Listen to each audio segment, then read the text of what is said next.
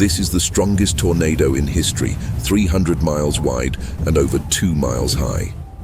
This tornado was so powerful it could pick up fully grown giraffes and toss them around like a child's toy. And when it touched down, it leveled everything in its path.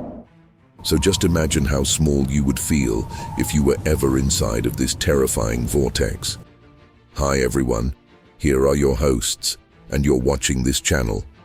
It was in the early hours of May 3rd, 1999, that the most powerful and destructive tornado ever recorded by humans occurred.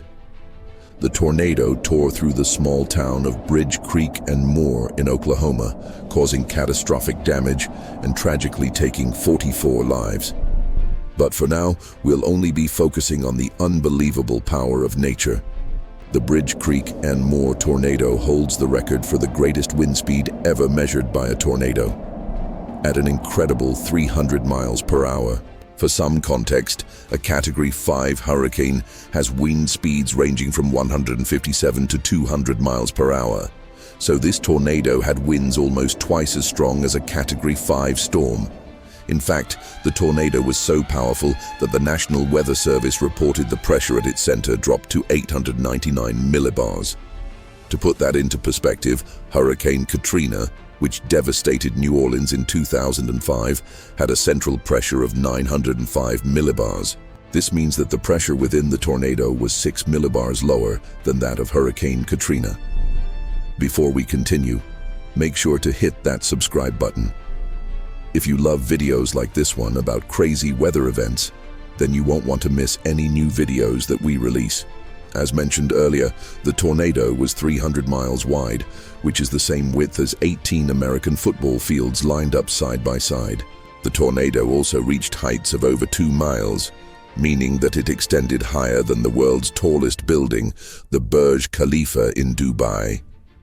To visualize how large this tornado actually was, all you have to do is take a look at this image that shows the tornado touching the ground on one end and reaching all the way up into the clouds on the other. The tornado first touched down near the community of Bridge Creek, which is where it got its name. The tornado caused massive destruction throughout the town, tearing apart buildings, flipping over cars, and throwing large trucks around like toys.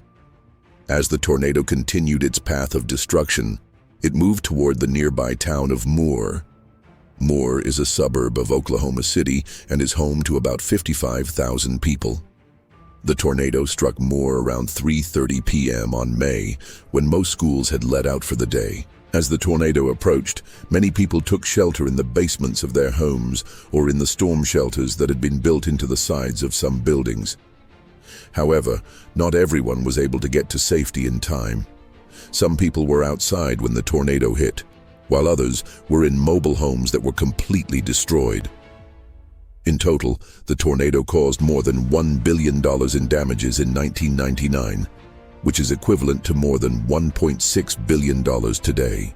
But despite all of the destruction, there were only 44 fatalities, which is a relatively low number considering the size and strength of the tornado.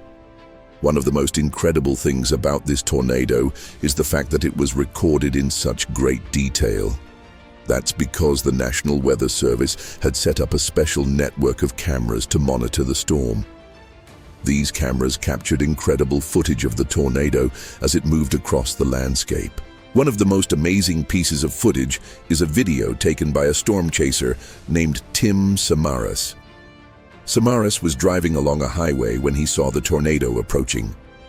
He pulled over and began filming with his video camera.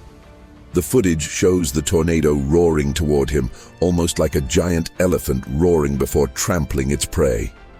The video quickly became one of the most famous clips of a tornado ever filmed. And unfortunately, Tim was killed while chasing another tornado 3 years later in 2003. Another incredible piece of footage was captured by a National Weather Service Doppler radar. This footage shows the tornado as it approached the town of Moore. The radar was able to track the tornado's path and provide valuable information to emergency services as it happened. This type of technology has come a long way since the 1999 tornado, and it's now possible to track tornadoes even more accurately. This helps emergency services to warn people about the tornado and to get them to safety. So what actually happened during the tornado? Tornadoes happen when there's a clash between cold and warm air. When these two air masses meet, the warm air begins to rise rapidly. As the warm air rises, it begins to spin. This is due to the Coriolis effect, which is caused by the rotation of the Earth. The spinning air forms a vortex, and as it gets stronger, it can form a funnel cloud. If the funnel cloud touches the ground, it becomes a tornado. The Bridge Creek and Moore tornado was particularly strong because of the temperature difference between the air masses that were colliding. The warmer air was much hotter than normal, which led to an extremely strong and long-lasting tornado. The hot air was the result of a heat wave that was gripping the central US at the time. This, combined with the fact that the air was very moist, created the perfect conditions for a tornado to form. But while tornadoes are normally formed by warm and cold air colliding, sometimes they can even be caused by two cold air masses colliding as well. One example of this is known as a polar jet vortex. This is when a strong band of wind flows around the Arctic Circle. Sometimes this band of wind can become so strong that it causes a tornado-like vortex to form. These tornadoes are usually short-lived and don't cause much damage. However, sometimes they can be quite powerful. In fact, there was a polar jet vortex that hit the state of Maine in February 2021. This tornado caused millions of dollars in damage and injured several people. There are also many other interesting facts about tornadoes that most people don't know.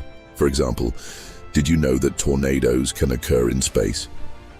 Yes, that's right. There have been several instances of tornadoes being observed on other planets in our solar system, such as Jupiter and Neptune. These are called plasma tornadoes, and they're caused by the interaction of different gases in the planet's atmosphere.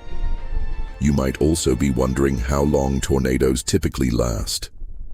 Well, it all depends on the type of tornado. Waterspouts and dust devils, which are the two weakest types of tornadoes, generally last for a few minutes. On the other hand, the most powerful tornadoes can last for hours. The longest-lasting tornado on record was a B-doorway tornado that lasted for an incredible 10 hours and 20 minutes. We should also mention that tornadoes aren't always funnels. Sometimes they can look more like squalls, which are essentially a tornado that doesn't touch the ground. Squalls can cause just as much damage as tornadoes because they can have the same wind speed. Now, if you thought the tornado we covered in this video was scary, you haven't seen anything yet. The next video will cover the largest tornado in history. This tornado was so huge it was visible from outer space. Make sure to watch that video next to see the craziest footage of all.